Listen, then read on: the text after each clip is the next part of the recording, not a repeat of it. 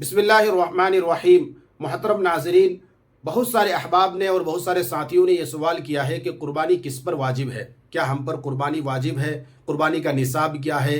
اور قربانی کے نصاب میں کون کون سے مال کو، کون کون سی چیزوں کو شامل کیا جائے گا، شمار کیا جائے گا، قربانی کے نصاب کے لیے اس کا جو ہے حساب کیسے لگائیں گے، اس کی کاؤنٹنگ کیسے کریں گے، کیسے پتہ چلے گا کہ ہم پر قربانی ہے یا نہیں ہے، ہمارے اوپر قربانی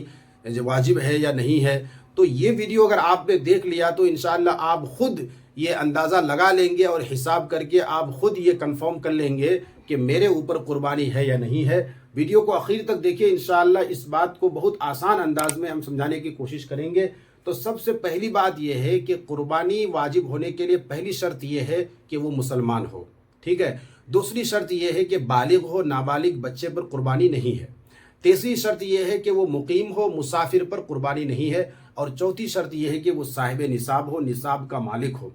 اتنا مال اس کے پاس ہو جو نصاب کے بقدر، نصاب کے برابر کو پہنچ جائے، تو پھر اس پر قربانی واجب ہوتی ہے۔ اچھا، یہ جو نصاب کے برابر مال ہونا جو ضروری ہے، نصاب کے بقدر، یہ قربانی کے 3 دنوں میں سے کسی بھی دن اگر کوئی صاحب نصاب ہو جاتا ہے، اس کے پاس اتنا مال اگر ہوتا ہے تو اس پر قربانی واجب ہوگی۔ پورے سال گزرنا ضروری نہیں ہے کہ سال بھر اتنا مال رہنا، نصاب کے برابر مال رہنا، جس طرح زکوٰۃ کے لیے ضروری ہے۔ قربانی کا مسئلہ اور صدقہ فطر کا مسئلہ ایسا نہیں ہے، بلکہ ان دنوں میں اگر اتنے مال کا وہ مالک ہو جاتا ہے، اتنا نصاب کا مال اس کے پاس اگر موجود ہوتا ہے تو اس پر قربانی واجب ہوتی ہے۔ اسی طریقے سے صدقہ فطر کا بھی ایسا ہی مسئلہ ہے، سال گزرنا ضروری نہیں ہے۔ تو سب سے پہلی بات یہ ہے کہ اگر کسی کے پاس سونا ہو، صرف سونا ہو، تو اگر سونا اتنا ہو، یعنی 7.5 تولہ سونا اگر کسی کے پاس ہو، جس کی مقدار 87.5 گرام سونا کے برابر ہوتی ہے، تو اگر کوئی 87.5 گرام یا اس سے زائد سونا گولڈ کا اگر مالک ہو، اس کی ملکیت میں 87.5 گرام سونا ہو، تو اس پر قربانی واجب ہوگی۔ اسی طریقے سے اگر کسی کے پاس چاندی ہو، سلور ہو، تو اگر کسی کے پاس 52.5 تولہ چاندی ہے، جس کی مقدار 612 گرام چاندی کے برابر ہے، تو 612 گرام چاندی یا اس سے زائد کسی کی ملکیت میں ہو، اتنا چاندی کا اگر کوئی مالک ہو تو اس پر بھی قربانی واجب ہے۔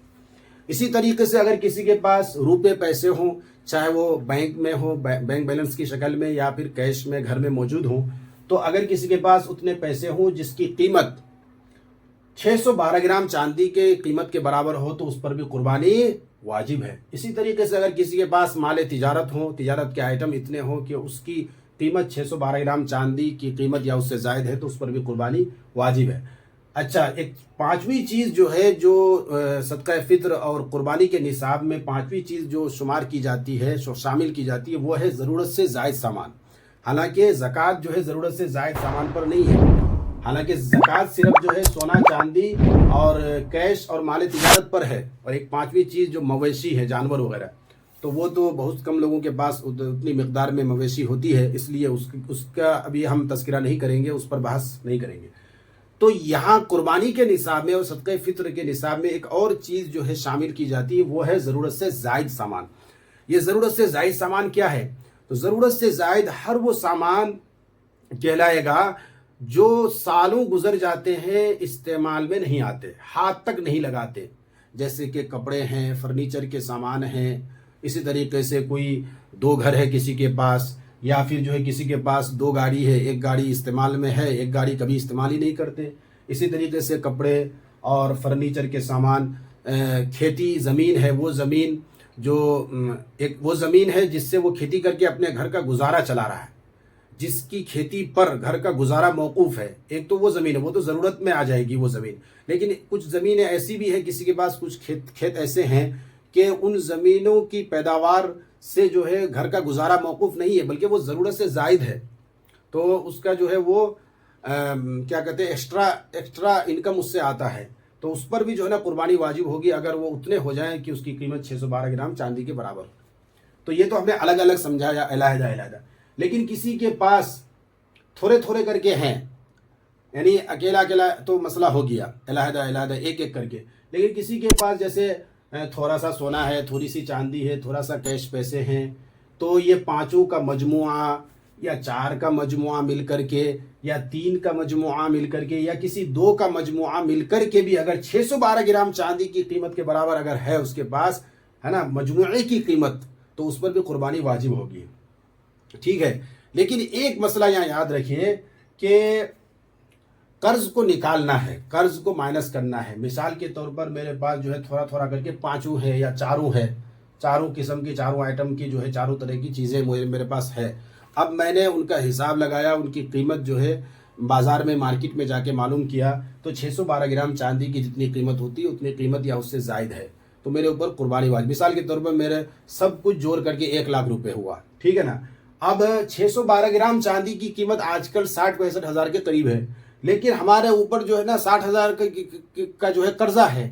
تو 1 لاکھ ہمارے پاس ہوتا ہے سب ملا کر کے مجموعہ کی قیمت جو ہے۔ تو اگر 60 ہزار کا قرضہ ہے تو 60 ہزار ہم نکال دیں گے تو 40 ہزار بچیں گے، تو 40 ہزار میں ہم جو ہے قربانی کا صاحب نصاب نہیں بنیں گے، قربانی کا نصاب ہمارے پاس نہیں ہوگا۔ تو قرضہ کو مائنس کرنا ہے، قرضہ مائنس کرنے کے بعد اگر اتنے پیسے بچ رہے ہیں یا اتنے مال اور پورے مجموعہ یا جو بھی ہو اتنے پیسے کے اگر ہم مالک بن رہے ہیں کہ جو 612 گرام چاندی کی قیمت کے برابر ہے تو اس پر قربانی واجب ہوگی، ٹھیک ہے نا۔